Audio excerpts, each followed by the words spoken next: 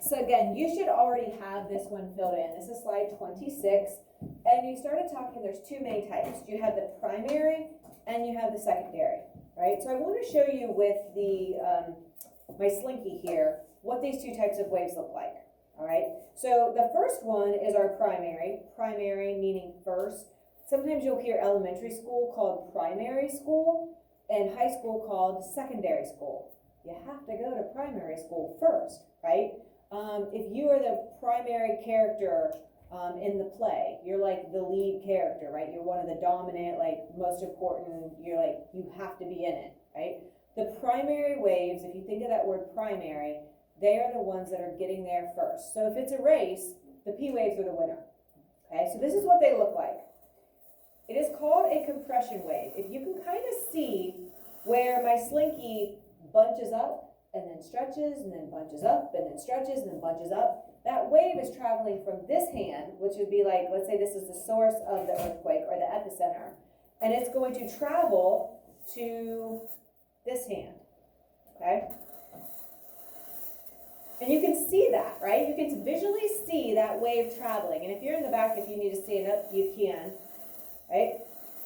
So you can see that process happening. So primary is first.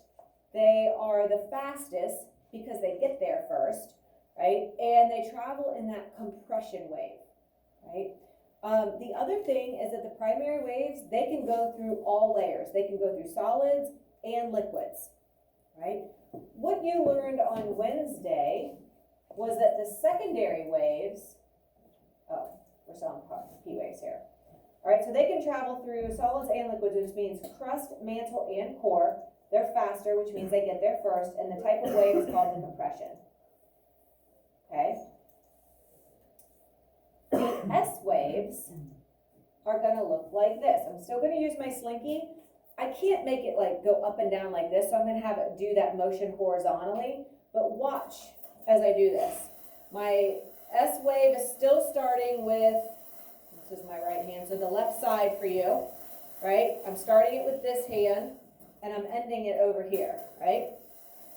When I do this, it moves in kind of an S shape, which is kind of convenient because the S waves are moving in an S shape, okay? They call this a transverse wave or a shearing wave, right? One of the videos we're going to talk about calls it a shearing wave. It's the same as a transverse. So the S wave, which takes the S shape, is going to travel in that kind of S shape as well, the letter S, kind of on its side. Yeah? Okay. Now, the thing that you need to remember about secondary waves is that they get there second with the letter S, second. They can only go through solids, right? That means they get stopped at the liquids. So if you can kind of think of that letter S as kind of like a key to help you remember the characteristics of them, they get there second, they can go through solids, but they get stopped at the liquids. What they travel through, or the way they travel, again, is called a transverse wave or a shearing wave. So that means if they get stopped by liquid, then they get stopped at the outer core, and that's going to cause something kind of interesting to happen, and that's where we'll pick up today. Okay, so if I show you this motion, you should be thinking S wave. If I show you this motion, you're thinking P wave. Okay? Again, there are Blewitts, Quizlets, Cahoots, and Gimkits, I believe, for seismic waves. Now that we're getting to this part in the notes, if you feel like you need a little bit of extra practice, it's there for you. Okay? So just if what we're doing in class doesn't seem like quite enough. All right, so this is slide number 29.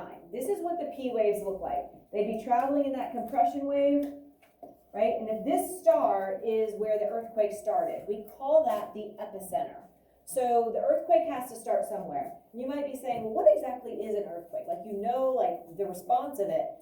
Hold that thought, because we're going to talk all about earthquakes and stuff next unit as we get to plate tectonics, all right? But basically, the plates are sliding past each other and they kind of slip, and it causes a vibration, all right? So that's all you kind of need to know for now. And the vibrations that they send out are these waves. So here's our P waves.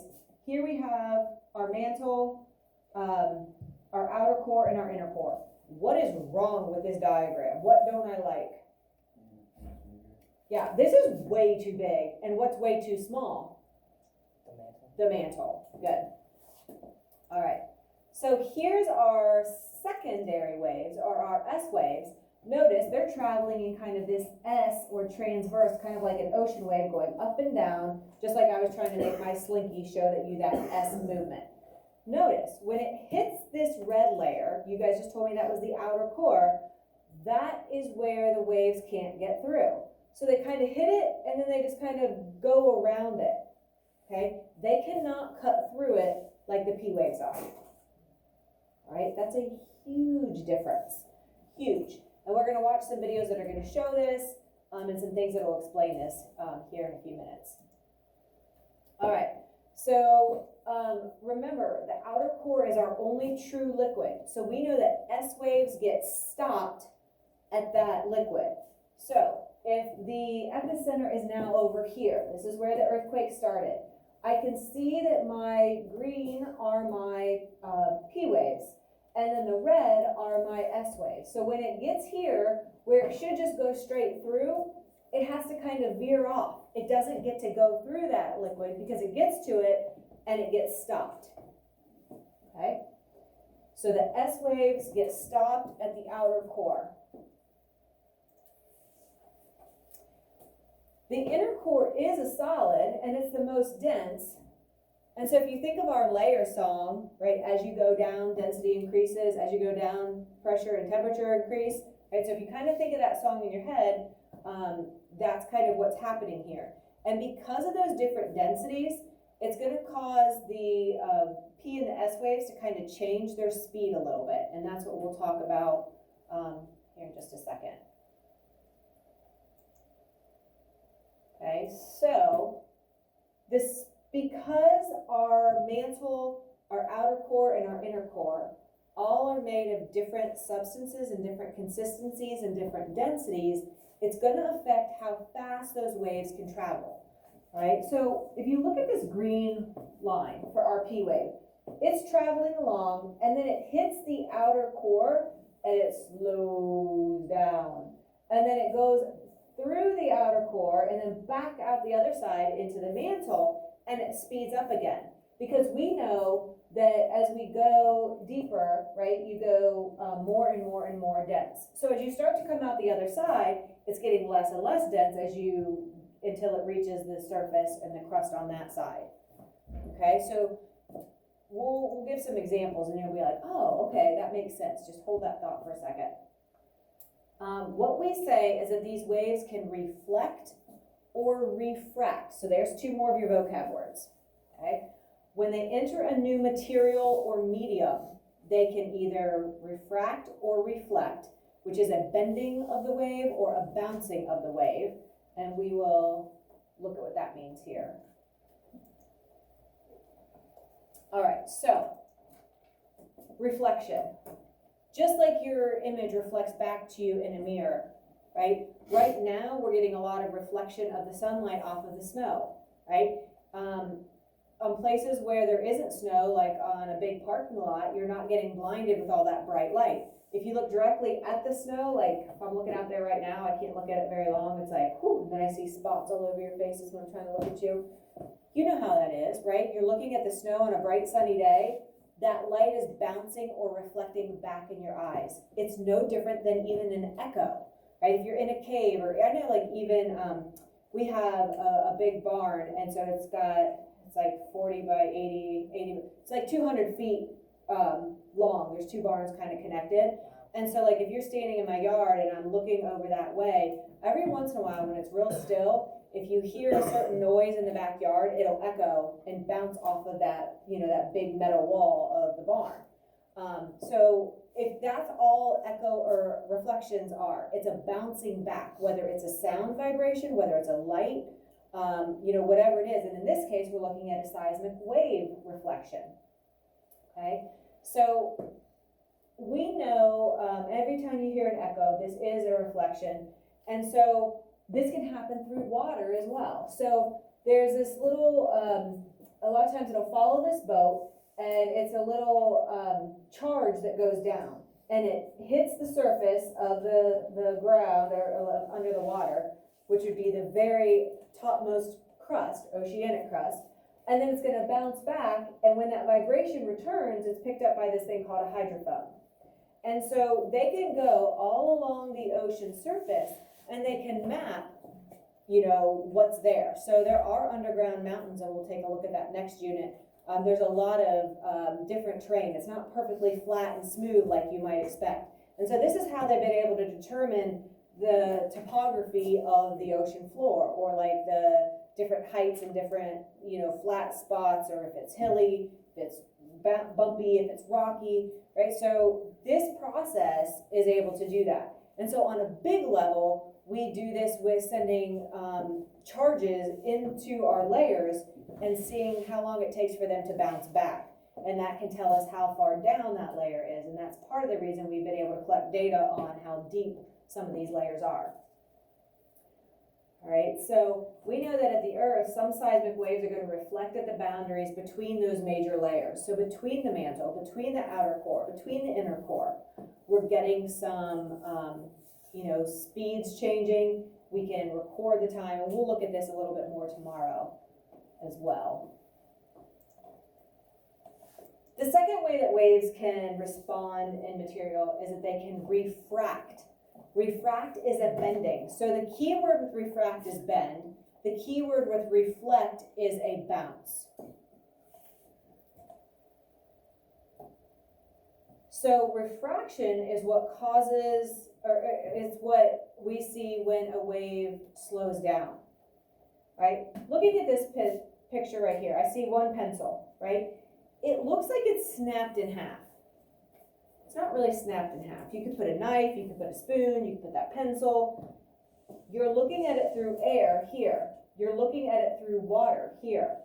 Light cannot travel through the liquid as quickly. Because of that, it looks like it's slowing down. And when it does that, it just kind of bends the image just enough right at the point where it enters that different material, entering in from leaving the gas and entering into the liquid. So you can see it kind of better here.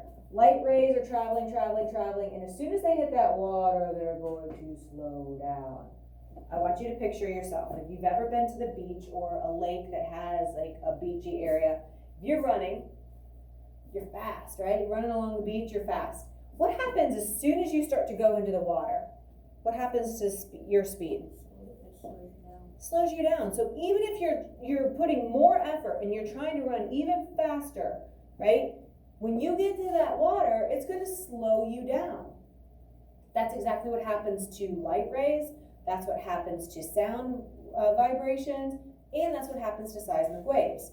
So if we look back at this picture, as we get to this more dense outer core, it's going to slow that primary wave down a little bit. And then when it leaves the more dense, going to the less dense mantle, it's going to speed back up again.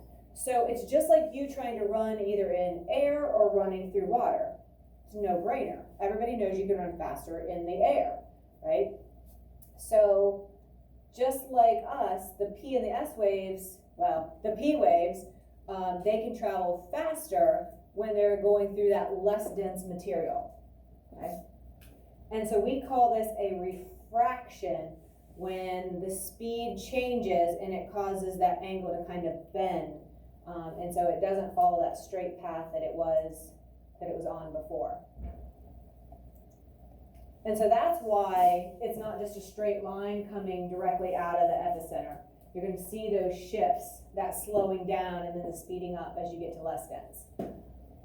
One thing that can happen is really cool. These things called shadow zones, okay?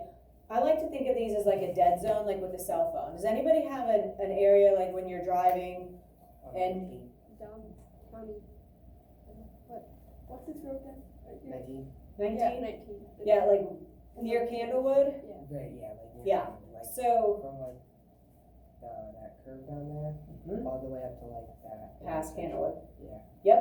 So I know a lot of times, like I try not to call home to let them know I'm on my way home until I'm past there, because if I do too early, then I lose the call, right? So it's kind of like we know what a dead zone is. Well, this is kind of like what happens. There is something called a shadow zone, or think of it like a dead zone, where no P or S waves will reach. Okay, and we'll watch a couple of videos that are going to explain this. But what you need to know is, just like you don't have any cell service, it's just like these areas don't receive any P or S waves. And here's the reasoning why, what we'll get to. They're called shadow zones, right? And part of the reason, or the main reason, is because they are going through those different materials, knowing that the S waves get blocked, and knowing that the P waves are going to kind of angle their course, their pathway a little bit, because they've slowed down as they go through that more dense material. Okay, so these are spots where no P or S waves at all will come through. And so here's my epicenter. Again, the epicenter is the origin or the location that the earthquake started. All right, so here's my epicenter. It's always important when you have a diagram that you look at, so I need your eyes up here so you guys can see Dalton, Landon. Always look at the information that's given. So the P waves are in black, the S waves are in red. So you can see them coming out of the epicenter, and when the S waves get to the outer core, they stop, right? That's a characteristic. They cannot go through that liquid outer core. So they stop altogether. The only ones that go through are the ones that are far enough away where they can continue their path. You see the P waves, as soon as they enter this outer core, instead of just continuing right here, they slow way down as they go through that dense material. And then when they get to the different material of the mantle, they're going to speed back up. Notice right here and right here, we call this the shadow zone. There's no P or S waves at all. And if you look here, if there's a seismograph station that's picking up these seismic waves, it would look like this. The P wave would get there first, and then the S wave. In the shadow zone, a seismograph station wouldn't even know that an earthquake is going on. It's not picking up anything at all on this side or over here on this side. But where all of these have come through, if there's a seismograph station there, it's going to pick up something. It's either going to pick up just the P waves if it's down here, or it's going to pick up both the P and the S waves here. So any station from here to here and here to here would look something like this. Any station that's in the shadow zone here or in the shadow zone here, nothing. And then any seismograph station down here at the bottom would pick up only the P waves, okay? So if you're at a station and it's picking up only P waves, you have a pretty good idea that the epicenter is pretty much straight across, all the way across the opposite side of the earth, okay? So I want you to put a big star by slide number 35. Put a big star, because you will see this little diagram again, and you're gonna need to be able to pick out some information on it, okay? I could ask you about 30 questions just from that picture. Okay, so this is an important one. One way that it's very predictable where the shadow zone is going to be, this is the way I think about it. You guys know I come up with weird things. If you picture my head as like the epicenter, right here, okay? If I put my arms down at my sides, and I got my little spirit fingers down here, like this, my hands would be like the shadow zone, all right? So from here to here, the P and S waves could go through. And from here to here, P and S waves could go through.